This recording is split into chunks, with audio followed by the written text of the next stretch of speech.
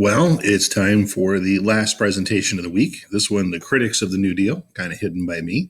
But in this case, there were some people who were not really keen on the New Deal as put out by Roosevelt. And this is definitely something you need to know about for paper three, the most valuable, most weight-heavy part of the IB history paper next year. So here you go. Obviously, the first person who's going to be really upset about FDR and his success and getting a lot of credit for getting the country out of the Depression, it's going to be Herbert Hoover. Hoover was, of course, a conservative. He was a Republican who followed along a lot of the things put in place by his predecessors, Harding and Coolidge, and then was victimized by the Depression beginning on his watch, very early in his watch. So he was very concerned about the precedents being established by Roosevelt and his administration, making the public more and more dependent upon the federal government for its income, for its livelihood, for the recovery, instead of people trying to gear things up on their own. Nowhere in the Constitution, for example, does it say it's the federal government's responsibility to dig the country out of an economic hole. Those powers are reserved to the states. And so, he was strongly against everything that the New Deal really offered him. He wasn't against the recovery of the country, but the way that the government was so involved in things was groundbreaking in light of what had happened in American history previous. And even those people who ran against FDR in the 1936, 1940 elections, normally you're going to say something against your opponent, but Hoover was still the one who came out there. And again, a lot of people really didn't like Hoover very much. So him coming out there and criticizing FDR was not exactly something FDR worried about a whole lot. They did trade barbs every now and then. And Hoover at times had some good points, but realistically speaking, Hoover, as the leading Republican voice, throughout the 1930s and into the 40s, was critical the most of what FDR was doing in terms of government policies. So, there are an awful lot of people who at one time or another didn't like the way that FDR was doing things, because again, there were differences in how the government had done things from generations before. As we're going to look at in this presentation, some people wanted him to go further. Some people wanted him to go a little bit less. Some people said, constitutionally we're on shaky ground, but, it's our job to understand, all three different groups of people and what they're advocating for, and perhaps some examples, because again, next year on paper three, this is going to be a big deal to understand what was wrong with the New Deal. So the first thing, the Supreme Court, from a legal perspective, some of the things that FDR and his people were doing were thrown together really, really quickly. Remember, again, when he gets elected in 32, inaugurated in 33, he's got a Democratic Congress in both the House and the House and the Senate. And, so they kind of wrote things at times that really maybe would have been advisable. They thought about it a little bit more. Because it just sailed through the legislative and on in the executive branch, and they were getting what they wanted, they didn't really stop sometimes to think about what might be wrong with things. So the Supreme Court, the third branch of government, was not controlled by the Democrats. It was controlled by justices. And in 1935, you have the first time where somebody brings up an example of how they are affected by the policies of the Roosevelt administration. And the Supreme Court is going to hear what becomes known as the sick chicken case regarding the National Recovery Act. And if you're trying to remember, what was the National Recovery Act? The NRA was that program that said that, if you had a factory, for example, and I used the example previously of Malik and Josh having a shoe factory, they're going to pay people the same amount of wages. They're going to give people the same number of hours. And again, it creates a system of maximum employment. But because it was something that was passed nationally and was being used in all cases whatsoever, well, there were some brothers, as you can see here, who didn't have a business that the products went over the state border. It was an intra-state sale. Not an interstate sale.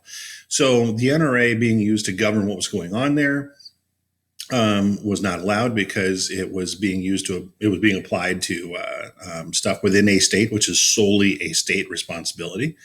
And as you can see from the quote there, The court suggested that the Congress had illegally delegated excessive power to the executive branch. This is certainly not something that any president recently has complained about whatsoever. They've often said that Congress is trying to control them too much. Whether it was Obama with the Republicans or now Trump with the Democrats, basically, presidents typically have complained Congress has tried to hamper their ability to get things done. But in this case, the court said, no, you guys are working together too much. So the Agricultural Adjustment Act is going to be another thing that comes out there. If you recall, this was the thing that paid farmers not to farm 100% of their farmlands and was not so good for sharecroppers. So here again, you're looking at an issue of constitutionality. And the court said that giving money to farmers was not anything that was found in the Constitution itself. It was something that was regulated by states. So it was overturned. And, the AAA being overturned was going to lead to later there being a second AAA. But because, again, now FDR is seeing first, the program with the NRA designed to maximize employment being thrown out. Now he's getting the thing for farmers thrown out. He's trying to help the whole country in his mind, but unfortunately, he thinks the Supreme Court is working against him. And, there are going to be lots of cases where the Supreme Court is going to be going, yeah, not so fast, guys. The TVA at one point is going to be challenged, passes. That's the one that provides power to the Tennessee Valley area and provides work and so forth and so on. The Wagner Labor Relations Act, which gave unions greater rights to organize workers and have collective bargaining and whatnot, also was going to be something that did in fact pass or did in fact succeed, and the Supreme Court did not overturn it. But out of 16 cases that go before the Supreme Court regarding the New Deal, 11 of them are going to be, basically going against what FDR and his supporters wanted. And so, it's going to be something that drives him absolutely insane. You can't sue, or you can't, take a case to court until you can prove that it has affected you in some fashion. It's known as standing. And in that regard, somebody had to be impacted negatively before they were allowed to legally sue. In which case, if a law was passed in 33, it might take till 35 until you actually show some sort of economic loss or something else. Then you can sue. So it's not all immediate. It's going to be going on through the 30s. But as you can see in the political cartoon that's right here, there's FDR, trying to supposedly, help Uncle Sam, I guess, out of the water. I'm sorry, sir, but the Supreme Court says I must chuck you back in. Oh, sorry. National Recovery Boat, can't help him out there because he's blaming the Supreme Court. So the Supreme Court, although there wasn't much, the Supreme Court did rule several times against the Roosevelt administration and forced them to either have to scrap entirely or go back to the drawing board programs designed to help the entire country. Now, there are those who are on the right wing, and it's important to understand what left and right would do for politics. And if you don't remember from government, left wing is what we would consider the Democrats today. Right wing is what we would consider the Republicans today. On the extreme left side, the very furthest left side is where you get communism. On the extreme right is where you get fascism. And if you're not familiar with what that is, think Hitler or the Nazis. On the extreme left, communism, think kind of what the Soviet Union tried to put together, but it wasn't really a communist country. So here you got a program or a cartoon here about the boondoggles. We saw those before with the Works Progress Administration. Remember the thing where the guys are running around with balloons trying to scare pigeons so they don't poop on the statues. So in this case, it's his first day. He's certainly making an ass of himself. Say these guys who've been working for a while on a WPA project. Here's this guy working hard, and they're standing there with their shovels doing very little. Again, people in the right wing thought, why are we being taxed to give money to people who are doing something either useless or something that's pretty stupid? So realistically speaking, that was something that was kind of obvious. If you saw people doing something that you didn't understand the rationale for it, and they're paying an awful lot of workers to do something that's really kind of useless, that would be a criticism of why am I being taxed when I don't have a lot of money right now so that guy has a job to walk around balloons. Here's another one for Social Security. The old rocking chair. So here's this guy, and on his back, he's carrying this old man, just having a good old time, whittling something. And in his rocking chair, he's carrying him on his back, not because it's his grandfather and he loves him, But this guy has to work to pay into the system so that the money that he basically is earning and then giving a portion to the government is being used to send a check to that older man, who is retired, who's just sitting there having fun and whittling. The argument, of course, being, why am I being taxed? Why do I have to work harder so that that guy, is not working and getting paid? It seems to be fundamentally wrong. And again, this is in the 1930s when the program just begins. Today, we all understand Social Security for the most part. We all hope it's going to be there when we retire. You guys have an even longer shot than I do. But the idea is you put into the system and then you will get it once you retire. And, the same thing should be, happening for future generations. So I've been putting in since, 80 something or other. And I'm sure hoping that someday when I retire, I'm going to get that check monthly in addition to a pension from the school district, assuming we survive all this. So, yeah, Social Security was criticized as a thing that paid people not to work by taxing those who were. So here you've got, an Alice in Wonderland type theme. There's the Mad Hatter. In this case, you get critics that are coming out there and you can see where he's just wasting this money. Instead of pouring coffee directly in the cups, it's going all over the tablecloth there instead of being used to pay for the CCC. And the WPA is overfilled and the TVA is overfilled. And I'm not sure what the ABC is, but it's just being wasted. Money is being wasted. You see the money up there, $16 billion. And these folks are shocked over here. And you could perhaps read this if you want. You can pause this, or you can look at the presentation that I've uploaded and you can read what's going on there. But obviously people thought he was just wasting money and doing things that he shouldn't have. So those individuals on the right-hand side are generally more conservative, whereas people on the left are generally more liberal. Conservatives' typical complaints mostly dealt with the amount of money being spent. It was money that the federal government was not bringing in. So instead of having a balanced budget where you spend only what you bring in, they were spending more than they brought in. That's deficit spending. They thought that people were getting too many handouts, making people reliant upon the government. And in any future crisis, that's what people would expect to happen, is the federal government's responsible for everything. So, the idea that you could have workers getting more rights, and especially having the opportunity to organize in unions, was also seen as a potential door towards what could lead to socialism. Socialism is when the government takes over some critical industries that sometimes are abusive towards the people. For instance, like various utilities, instead of being in private hands, they would be run by the government for the betterment of the people with low rates. And that way, profit motive isn't what their number one concern is. But communism on the extreme left, is supposed to start, according to the models, supposed to start when the workers rise up against the moneyed classes, the owners, the managers, and so forth, and say, we can't take it anymore. You're getting all the profits, you're getting all the benefits, you're treating us poorly.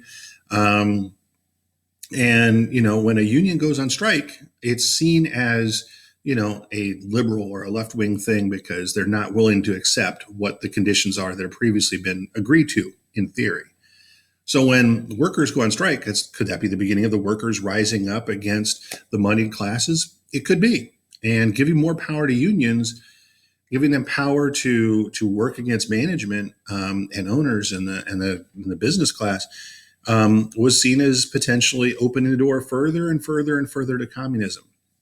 And I'm going to tell you right now, next year, you're going to spend a significant amount of time looking at how various countries were afraid about the rise of communism about this time in world history. The United States obviously didn't go communist, but the very year that the United States enters World War I, 1917, is the year that Russia has its revolution and its monarchical system, followed by a parliamentary system. In 1 year's time, it's going to be overthrown by a communist-oriented system. And suddenly it went from being theoretical to being something that actually happened and had the potential to go to other countries if economic conditions allowed the workers to rise up against the money classes. Obviously, there's more workers than there are rich people. So yeah, people were concerned about communism.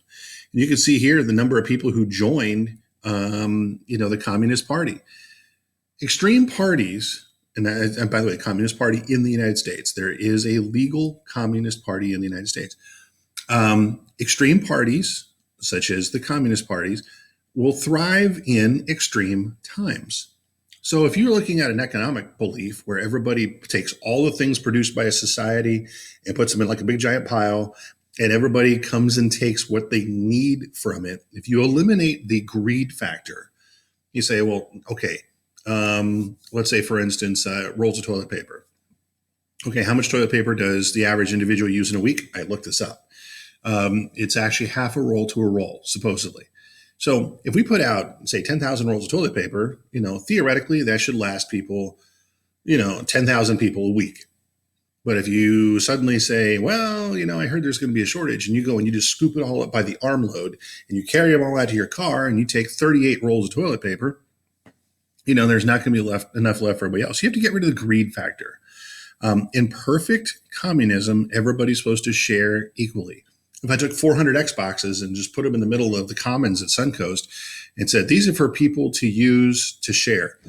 Well, I don't think a whole lot of people would bring them back about a week later and say, well, I got a lot of homework this week. Somebody else can use it. I mean, people would take it home and the greed factor would take over. So about this time in world history, like I said, the Soviet Union has come into being, and they're putting out propaganda talking about the workers' paradise that they've created in the Soviet Union. And they're encouraging other people to do that. They're giving monetary support to communist parties in different countries, including in the United States, trying to get them to legally vote in communist candidates who will then vote to create communism in the United States or in other countries. So the Young Communist League is an example of kind of like a Boy Scout movement. You'll see it next year. Different political parties have these different things. Germany, for instance, has the Hitler Youth. Italy has the Balila. But you can see the growth in the membership of the Communist Party during the 1930s, because again, it's talking about taking all the resources and sharing them equally. Not everybody wanted to say they were a communist. Not everybody wanted to. I mean, let's look at it today. How many active, and I mean active, like dues paying Republican Party members are there? Not as many people who identify as Republican. Same thing goes for the Democrats. They're not actively out there supporting a candidate, waving signs and trying to knock on doors and things like that. They're not sending money in. They just vote. But there are about 500,000 people inside the United States who are generally supportive of the ideas of the communists, because what has been attempted has not worked. And that's something that, could legally happen, is that communists get elected to office and they pass pro-communist laws. To be clear, communism is an economic model. It's not a political model. But the fear was communism was taking root. And you saw examples where the Communist Party was getting a little more active in things.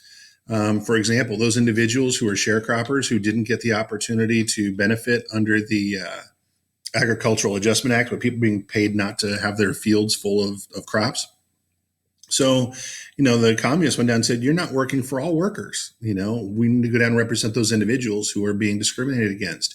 So you have the Alabama Sharecroppers Union, farm workers, out in California who are ineligible to get things like Social Security at first and other things. They're going to go organize strikes because, again, the workers are not being represented by different actions being taken by the government. And these young men you see here in this picture being guarded, they're known as the Scottsboro Boys. They were accused of taking part in a gang rape and had a really, really, unfair trial. And nobody was willing to defend them. It was the Deep South. And the communists went in and said, we'll do it because, again, nobody's willing to work on behalf of the poor and the oppressed. And, this gave the communists some name recognition. Down in the South, of course, it did nothing to endear the local communists to, the dominant whites. But the communists were more active in getting involved in things than they had been before. And all this looked like there was a growth in communism, and it was making it more and more appealing and more of a possibility rather than not happening. And this caused conservatives to generally freak out. So also at the same time, people who were in business didn't like the fact that FDR had a lot of younger people who were armed with degrees in economics and all kinds of other things, or individuals who advised President Roosevelt.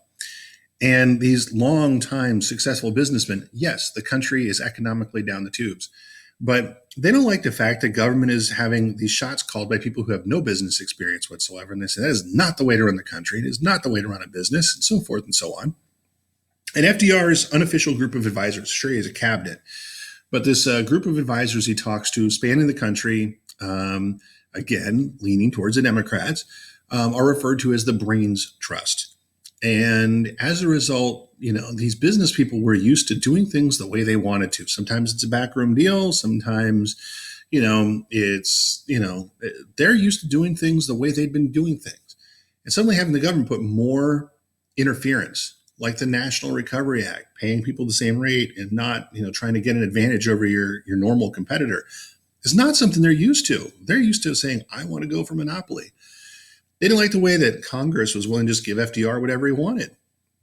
Conservatives also said, look, if we keep giving bailouts to people, that's going to cause people to have less incentive down the road to look for their own solutions and to save for a rainy day. Again, when Social Security is just going to hand you money when you're old and retired, what does that do to encourage people to save money? Well, I don't have to save money. The government's going to give me money. And it's basically their idea is this is making people more and more and more dependent upon the federal government for things that are not necessarily constitutional or in the history of the country. Some people were thinking that, of all things, FDR was turning into too much of a dictator. He could turn to Congress and say, give me this. And Congress would say, yes, sir. And, they would get everything they wanted passed with no ability by the Republicans to stop it. So there were lots of concerns on the part of what conservatives said. The conservatives equal the right wings. And you can see, again, all these things here as examples of what they were opposed to. Now, there were some conservative Democrats. I mean, again, just because you're a Democrat doesn't mean you automatically, support everything the communists or everything that the Democrats always say. So there are some Democrats, names here, the Rockefeller family, not Rockefeller, DuPont family, and others, Alfred Sloan being the GM executive and so forth. They think FDR is doing too much to help the average worker. They think that he is working against his class, his class being rich patrician individuals. And in 1934, the first congressional elections that happen after FDR takes office, they're putting in people who were not automatically aligned with FDR. In fact, they really thought that FDR was going too far. And they said, we'd rather have a different Democrat running against Roosevelt in 1936, which, of course, doesn't get very far since he's elected in 36, 40, and 44 again. But the conservative Democrats thought that he was going too far. Now, the previous section was all about the right wing, the conservatives, and what they felt, that government was going too far, spending too much money, and doing things they shouldn't. That's the right wing criticism, the conservatives. On the other hand, you have the liberals who want to argue that that FDR is not doing enough. So this is the criticism put forth by left wing individuals, left wing liberal. So the left wing, again, is going to suggest that FDR is not doing enough, that they should, in fact, do more. And this is going to be a group that causes him just immense kind of problems. This is Huey Long. Huey Long was a rather famous politician out of Louisiana. And he's going to be known as the Kingfish, and that's his nickname. He creates a program called Share Our Wealth. SOW becomes this very famous acronym at the time. And he suggests capping the maximum amount that somebody can earn in the United States. So, for instance, an individual, I used Kanye West in the last one, but let's say, a sports, Tom Brady, okay, how much is he making to play football this year? A sport, something that people, would play for fun. He's going to make obscene amounts of money to go play football. But realistically speaking, he could sell his talents to a lot of other teams. But Long doesn't think it's right that somebody should be allowed to just make unlimited amounts of money. I mean, again, in the coronavirus crisis era, how much is Jeff Bezos, the founder and chief owner of Amazon, making every day? I mean, just today I've made 2 orders on Amazon. But realistically, Long is going to suggest that it's wrong for somebody to be able to earn that much money while some people are earning nothing. And he suggests that every single household should get $5,000. They're going to go and take money away, just literally go take the money from the rich, and then cut checks out to everybody for $5,000 and send it out for them to use as they see fit. Now, again, $5,000 to me, I'd go to Duffy's. I'm telling you right now.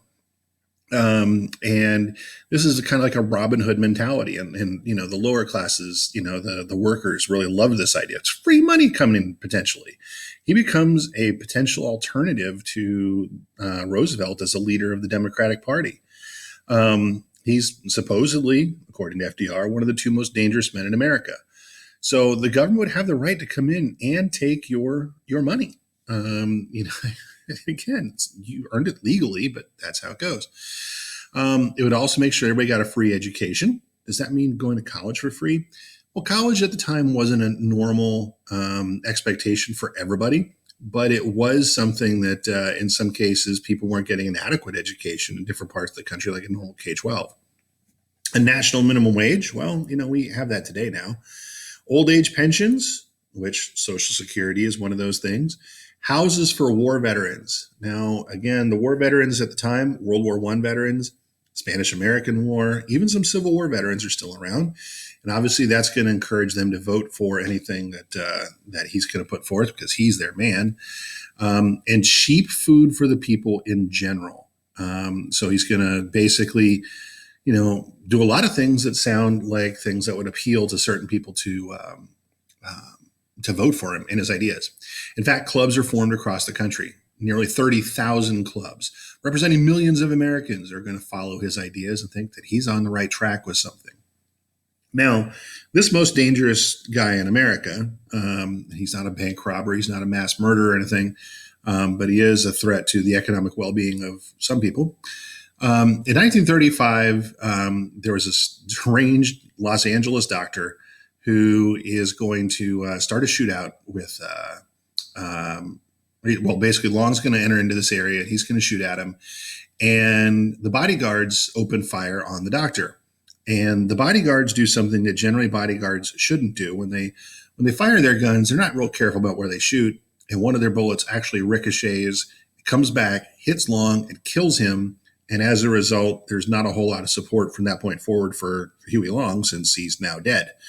But that ends his threat. Other people are going to think, again, that the federal government hasn't gone far enough. So here's another guy, Catholic priest by the name of Father Charles Coughlin from Michigan. He's got a national radio broadcast show, which, if you remember, that's the primary form of entertainment at the time.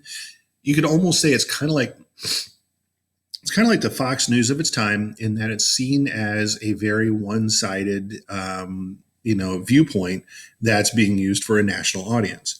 So 30 to 40 million people are going to listen to him on a weekly basis. And at first, the idea of love and charity and other things that the Catholics are good at are going to be the message that he puts out there. But then, Coughlin's going to start shifting a little bit. Hitler comes to power the same year that FDR does, 33. Mussolini comes to power before that, and some things they're doing, and again, they're dictators. They can say, you guys go do this, or I'm going to send you to prison, or I'm going to send you to a camp, or I'm going to send you to a lot of things, or you disappear. They're getting some real progress in those countries, and he starts to become openly admiring of those things. And he starts talking about the things that they're doing in their countries that are working, and maybe we should do those kinds of things here. Well, wait a second. Are you suggesting we should be Italian fascist or Nazi? Kinda. And he's also really, really anti-Semitic. And he's obviously going to be critical of what the Jews in the government are up to, and the Jews advising Roosevelt. I mean, Henry Morgenthau, Treasury Secretary, is Jewish, yes, but there's not a huge amount of Jewish influence over Roosevelt. Some people want to say that he himself is Jewish. He's not. But Coughlin is going to become this big critic that millions of people listen to, and they're just going to repeat back whatever he has to say about things. This sounds kind of familiar. He blames Jews for the New Deal and the control of Wall Street and why the economic collapse took place. He wants to create something called the National Union for Social Justice. He wants to take over all banks all across the country and make them government run. He wants to change the way money is basically distributed, like the Federal Reserve. He also wants to take people's money away if they're too rich and distribute it towards the poor, which is kind of like what Long wants to do. And at one point, Coughlin and Long are kind of working together, but obviously when Long is killed, he's not going to be able to do that very long. But Coughlin continues to get more and more and more rabid in what he's saying in public. By the end of the 1930s, people aren't listening to him anymore because Hitler's been revealed to be a bad guy. Mussolini is being kind of revealed to be a bad guy. Events by the late 1930s will clearly indicate these two guys are not people you want to emulate, and he's going to lose a lot of followers. But again, as president, Roosevelt has to deal with all these people who are listening to this left-wing crazy guy and just repeating whatever he says and believing in it hook, line, and sinker. There's another guy by the name of Dr. Francis Townsend at 66 years old, which again, at the time is old. 65 is retirement age for Social Security when it's first started. He had done a very poor job at saving money for his retirement. So he's like, oh man, I wanted to work and now I can't work and I have no money and how am I going to survive? Oh, the government needs to take care of me. So he wants to see a program created to help older Americans that's going to guaranteed give them $200 a month. This starts to sound like Social Security, I know, but there's a slight difference. This Townsend plan is going to be paid for with the national sales tax on everything that's being sold. And the idea was the government's going to give you $200, but you have to spend that money. You can't sit on any of it. You can't, for instance, have rent. Let's say it's $20 a month and pay your utilities and your food bill and everything else. And at the end, maybe you've got $80 left over. The idea was you were supposed to go spend that $200 on whatever you needed to spend it on. You'd go spend that money. And that would in turn, like again, you go buy shoes. That employs the guy at the shoe store. The shoe store has bought the shoes from the shoe manufacturer. The shoe manufacturer, of course, has to buy the rubber for sneaker bottoms or leather for the top or cloth for the shoelaces or whatever else. But it's going to continue to spread money throughout the economy. And again, this is another group that they have clubs that start meeting and suggesting that his political ideas are okay. It's going to be supported for quite a while, but most of this kind of goes away with the passage of Social Security, and eventually people realize, yep, you're getting paid off and everything else. So there are left-wing critics, and there are right-wing critics, and there's the Supreme Court out there saying, I don't think so, Mr. Roosevelt. FDR knows not everybody is in love with what it is that he wants to do. And there is the possibility there's a third political party that could be leaning more towards the left wing and more socialism, more communism in 1936. So he's got to slow things down a little bit. He just can't keep passing things and not thinking about the long-term ramifications. And the long-term part of things is what is, of course, going to lead to the second New Deal that largely coincides with the timing of his second term in office. So that's why you get the second New Deal. Another group that's going to be strong and critical, though, of what FDR is up to, the unions. Now, you might remember there was a law passed, the Wagner National Labor Relations Act, which gave them greater rights to organize, greater rights to strike, have collective bargaining and whatnot. But there is a major union nationwide called today the AFL-CIO, American Federation of Labor, Congress of Industrial Organizations. It was essentially take all these unions and finally just merge them all together. And they're going to be headed by the really, really powerful, at the time, president of the United Mine Workers by the name of John L. Lewis. And for the most part, they only are going to represent the needs of unskilled laborers. Now, I don't know, the guy who built my car, I'm going to call him skilled. But the labor unions are going to be really, really advocating for better working conditions. They're going to be advocating for better salaries. They're going to be doing a lot to advance the membership needs of their people. When they go on strike, one of the things that owners of the businesses sometimes do to get around the strike is they bring in replacement workers who cross picket lines and are like, well, I'm willing to go to work. And an example would be in 1987 or 88, the NFL went on strike. and NFL players out there walking around with signs saying, we're not getting any of the money that comes from TV contracts. It's all going to the owners. Sales of jerseys, that say, Tom Brady on the back, for example. He's not getting money from that. It's all going to the team. And so they went on strike. And there was a replacement NFL season for a while, where people who played in college or maybe were playing in Europe or in other places essentially crossed over the picket lines. These huge dudes for football teams are out there like, "Arr." They can't assault them. That's still against the law. But they had replacement teams, full replacement teams went out there and played football games because, the idea was America loved its football and wanted their football back. And yes, people went to the games, but it wasn't the all-star names that you saw from before. They were called scabs, okay?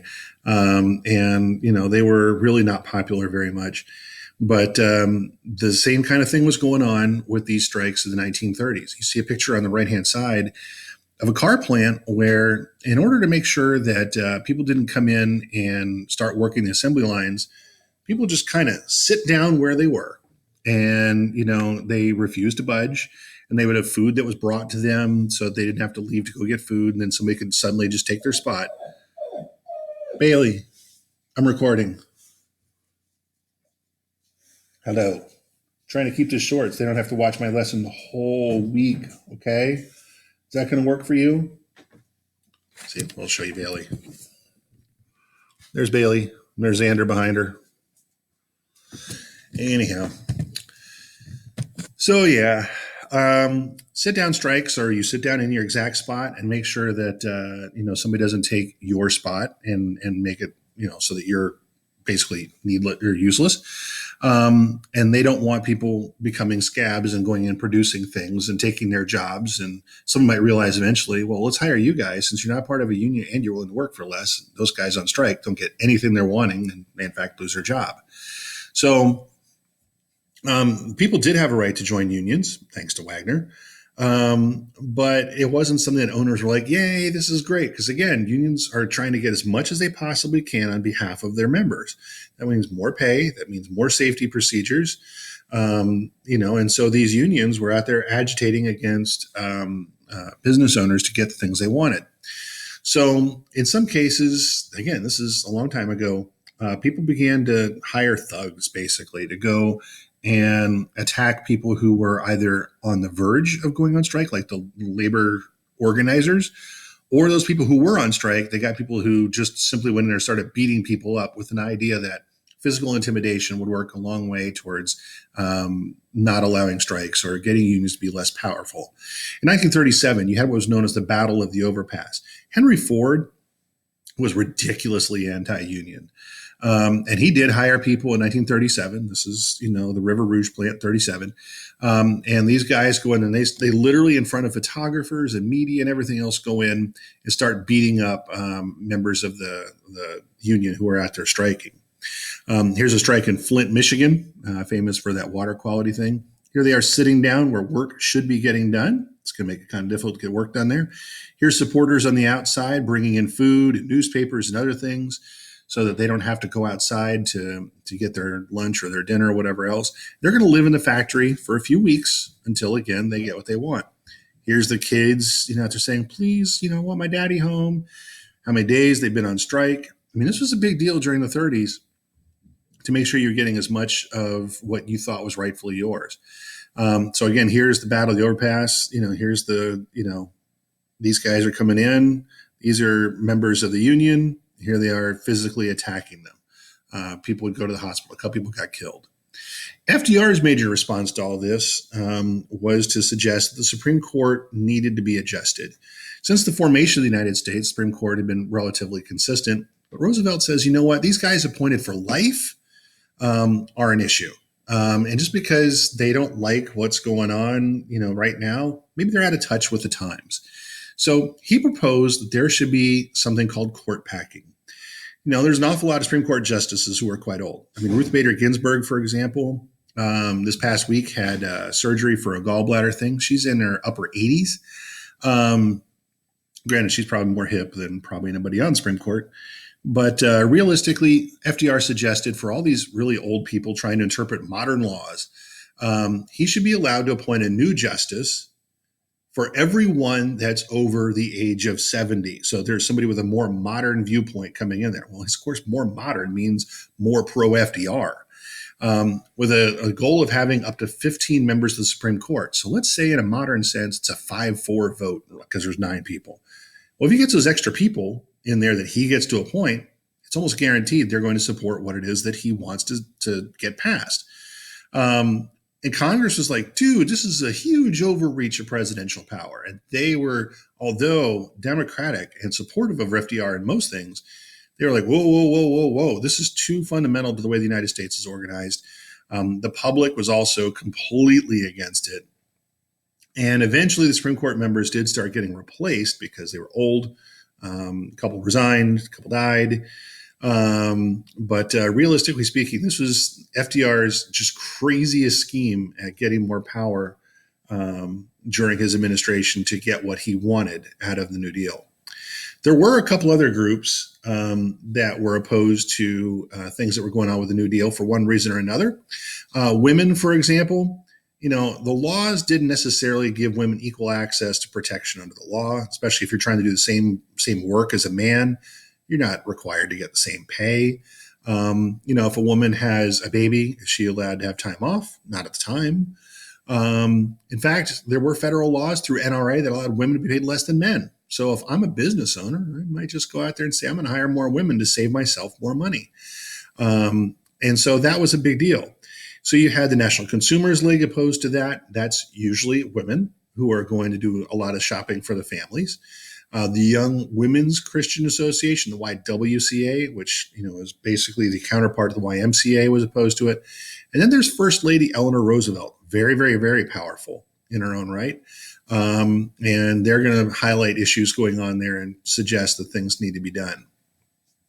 Black Americans, of course, are still predominantly living in the South. And, there's rules against farmers, that are not allowing them to get Social Security and other things. And the sharecroppers, again, predominantly Black, are going to obviously be affected by the passage of the AAA. And they're going to be opposed to some of the things that FDR is doing. Now, let's be honest, FDR was the first president in a long while who did things that benefited Blacks in general. But realistically, you had issues where Black Americans thought that, they were taking the brunt of the negative impacts of things. Again, AAA didn't help them out. Social Security wasn't helping out domestic servants. Okay, if you're like a maid or something, you weren't covered by Social Security as well. Native Americans also, they did a little better in the 30s. They'd been kind of maligned a lot. They originally had the deals with the government that kept getting broken. But there were programs initially passed to support life on reservations. Civilian Conservation Corps projects were there, and the Public Works Administration and the Works Progress Administration. There's going to be building schools and other things to allow Native Americans to become much more successful. And again, that worked well. They got assignments for jobs on the reservation there. They didn't allow outsiders to come in and essentially get work to do work at a reservation. That was not a bad idea. But in this particular case, there were some programs that were going on, like the AAA hit the Navajo Nation in the southwestern part of the country. The Navajos were opposed to the fact that sheep that they depended upon for a lot of different things, they were told you have to cut back on how many sheep are out there because they're eating a lot of grass, which holds the soil down, soil not being held back. It's having the Colorado rivers getting messed up. There were things that the Native Americans liked, but there were things that they didn't. As a group of people, they're not talked about a lot, but they had pros and cons. And, as a result, you could bring up the fact they weren't always happy with what was going on. So that being said, that's the critics of the New Deal. You have the left wing, the liberal leaning towards socialism, leaning towards communism side that said that Roosevelt really wasn't doing enough. You have the right wing side, the more conservative side, leaning towards fascism, that said that Roosevelt was doing too much, spending money he didn't have, and using authority he didn't have to make people dependent upon a government which traditionally had not been required to do that. The Supreme Court was against things that Roosevelt wanted at times. You also had groups like Charles Coughlin, Francis Townsend out there getting massive support on the radio. You had Black Americans who had issues with times or with things at times. You have Native Americans who have issues at times. This is an important area to understand that not everybody was on board with the New Deal. And it is important to know for your IB paper 3 next year.